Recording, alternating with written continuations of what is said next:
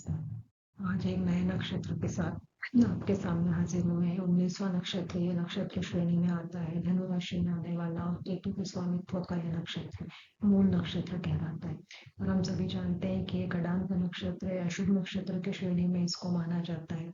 अश्लेषा, ज्येष्ठा और मूल ये मुख्य रूप से मूल नक्षत्र के अंतर आते हैं। इसके अलावा जो बचे हुए 3 नक्षत्र होते हैं उनको सहायक मूल कहा जाता है, जिसमें रेवती आ गया, मघा आ गया और अश्विनी आ गया। ठीक है, तो मूल का जो मुख्य रूप से अर्थ होता है रूट्स, वो इस नक्षत्र के जातकों को आप समझ सकते हैं कि जमीन से जुड़े रहने वाले लोग हैं। डाउन टू अर्थ इनको कहा जाता है। नक्षत्र देवता इनकी बनती है नैऋति या विनाश की देवी जिसे कहा जाता है, goddess of destruction and death. इसके अलावा महाकाली को भी इस नक्षत्र का देवता माना गया है। अब मूल नक्षत्र में हमको पता है कि धनु राशि में आने की वजह से गुरु और केतु इन दोनों का कॉम्बिनेशन इस नक्षत्र के जातकों के स्वभाव, उनके कार्य प्रणाली पर पड़ता है। और ये भी पता है कि धनु राशि में केतु जो होता है उच्च का होता है। इस वजह से ये लोग जो होते हैं वो केतु के कुछ पॉजिटिव और नेगेटिव इफेक्ट्स के साथ जी रहे होते हैं। लेकिन गुरु इनका जो होता है यदि कुंडली में अच्छी स्थिति में होता है तो ये व्यक्ति किसी भी तरीके की परेशानी से इजीली निकल सकते हैं। अब ये भी माना जाता है कि मूल नक्षत्र में जन्म लेने वाले जातकों को मतलब 27 दिन तक उनके पिता ने उनका मुख नहीं देखना चाहिए। उसके बाद शास्त्र विधि से पूर्ण शांति वगैरह कराने के बाद ही बच्चे का मुख देखा जाता है पिता के द्वारा। ऐसा माना जाता है, शास्त्रों में ऐसा कहा भी गया है।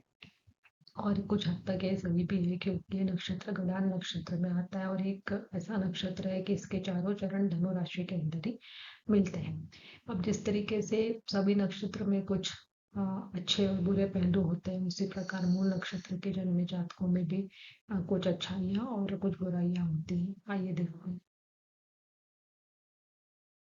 मूल नक्षत्र के बारे में जब हम समझने की कोशिश करते हैं तो एक सिक्के के दो पहलू की तरह इसके जो सकारात्मक ऊर्जा है वो हमें इस प्रकार देखने को मिलती है कि this people are very high ambitious and determined. आप इन्हें इनके लक्ष्य से कभी भी डगमगा नहीं सकते, चाहे कितनी भी परेशानियां क्यों ना है, ये उसकी परवाह ना करते हुए लगातार मेहनत करते रहते हैं। और सबसे बड़ी चीज होती है इनके अंदर सहनशीलता। मतलब आप ये समझ लीजिए कि यदि इन्हें अपना लक्ष्य हासिल करना है, अपने गोल को अचीव करना है, तो चाहे सामने वाला व्यक्ति इनका अपमान करे या इन्हें फटकारे या लताड़े, जैसे हम एक नॉर्मल लैंग्वेज में बोले, तो फिर भी ये लोग अपने उस गोल को हासिल करने के लिए डटे रहते हैं। ये इनके अंदर एक बहुत पॉजिटिव गुण पाया जाता है। इसके अलावा दे आर फ्रीडम लवर। किसी भी तरीके की बंदिश में रहना इन लोगों को बिल्कुल भी पसंद नहीं होते। चिंता मुक्त जीवन जीने की इनकी इच्छा रहती है और फ्यूचर के बारे में बहुत ज्यादा ना सोचने वाले लोग आपको मूल नक्षत्र के अंदर मिल जाएंगे।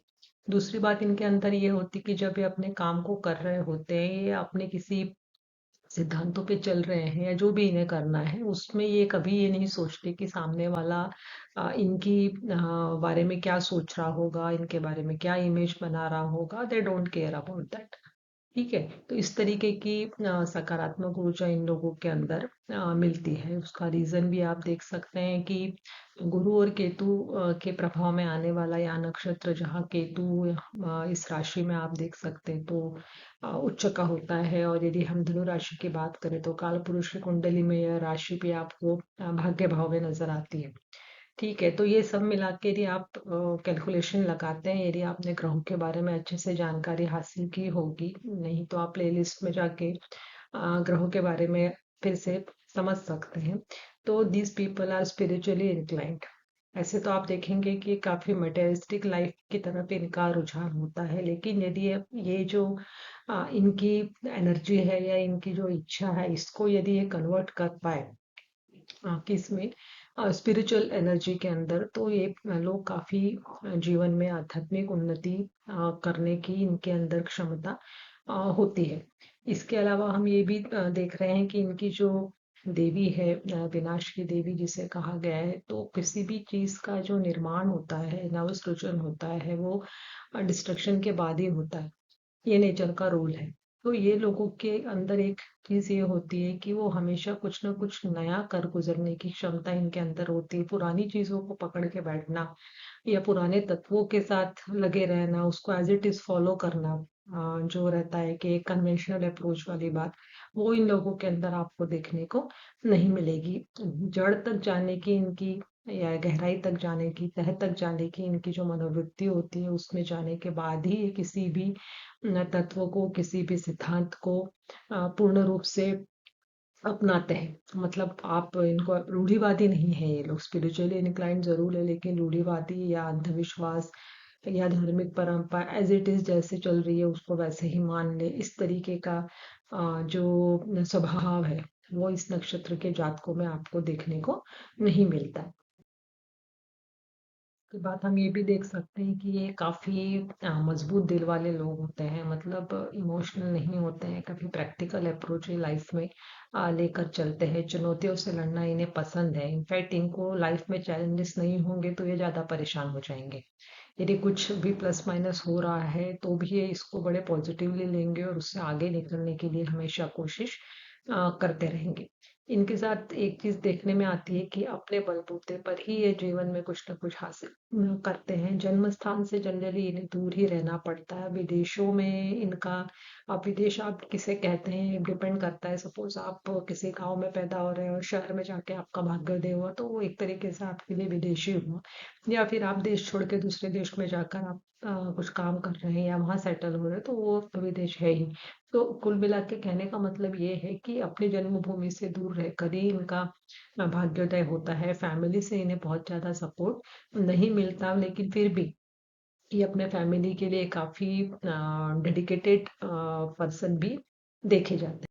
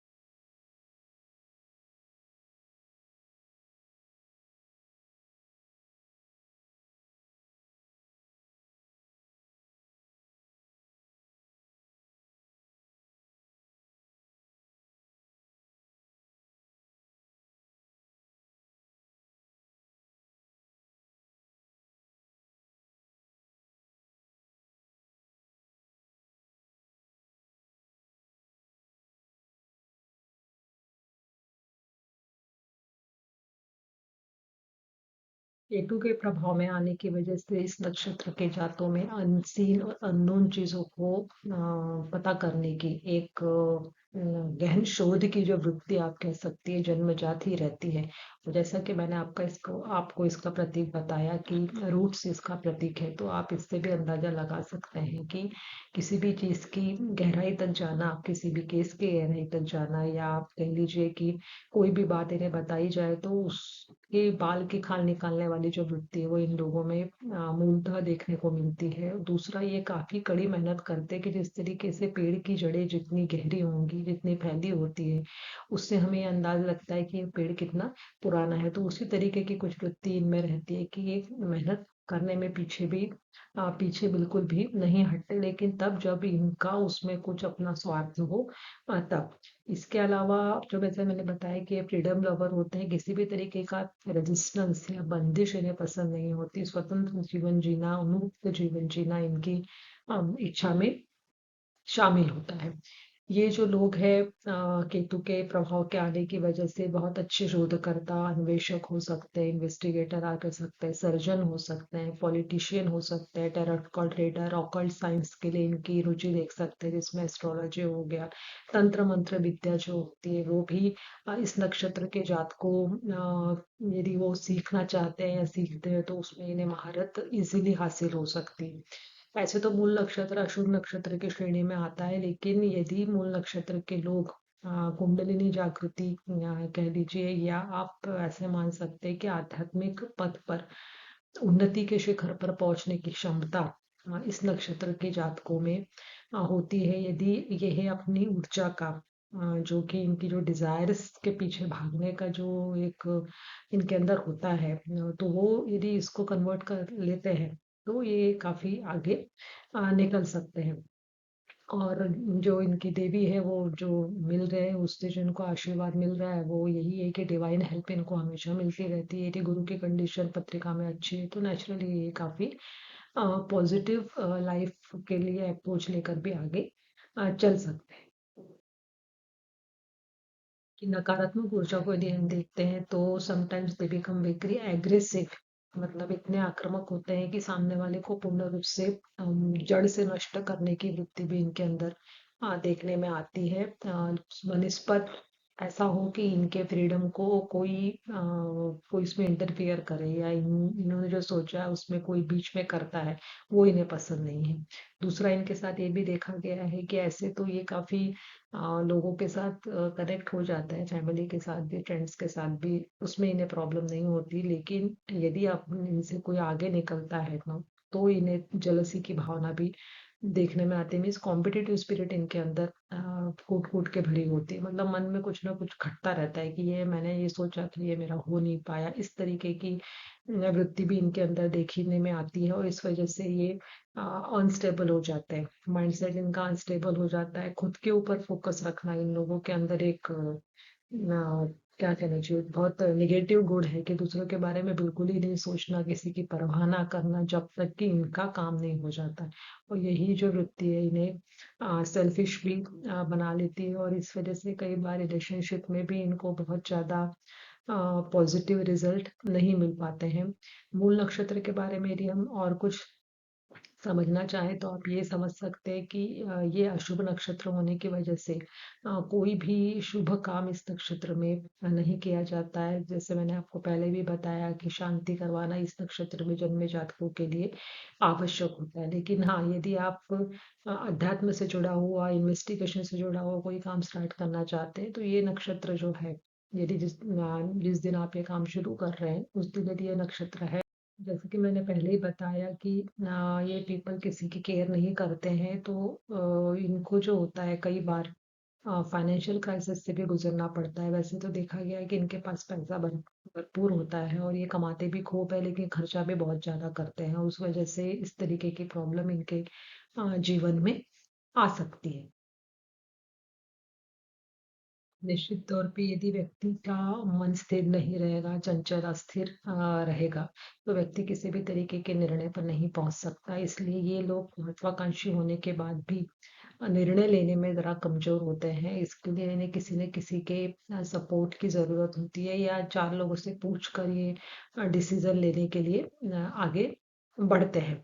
कुल मिला के हम देखेंगे तो कुछ प्लस और कुछ माइनस पॉइंट्स के साथ मूल नक्षत्र जो है यह देखने में आता है। यदि वही है कि नक्षत्र की जो ऊर्जा होती है, नकारात्मक ऊर्जा को अपने प्रारब्ध, अपने कर्म से यदि हम पॉजिटिविटी में चेंज कर पाए तो हर नक्षत्र से मिलने वाली नकारात्मक ऊर्जा सकारात्मक ऊर्जा में कन्वर्ट हो सकती है, जिसका लाभ जातकों को हमेशा ही मिलता है। नक्षत्र में जन्म लिए हुए कुछ प्रसिद्ध व्यक्तियों के नाम दिए हुए हैं। नमस्कार, यदि आप अपनी कुंडली का विश्लेषण करवाना चाहते हैं या किसी शंका का समाधान चाहते हैं तो आप स्क्रीन पे दिए हुए इस व्हाट्सएप नंबर पे हमें मैसेज कर सकते हैं। आप अपने डिटेल्स हमें भेज दीजिएगा। एक नॉमिनल रेट आपसे इन प्रश्नों के समाधान के लिए लिया जाएगा और सॉल्यूशन आप तक पहुंच जाएगा। धन्यवाद।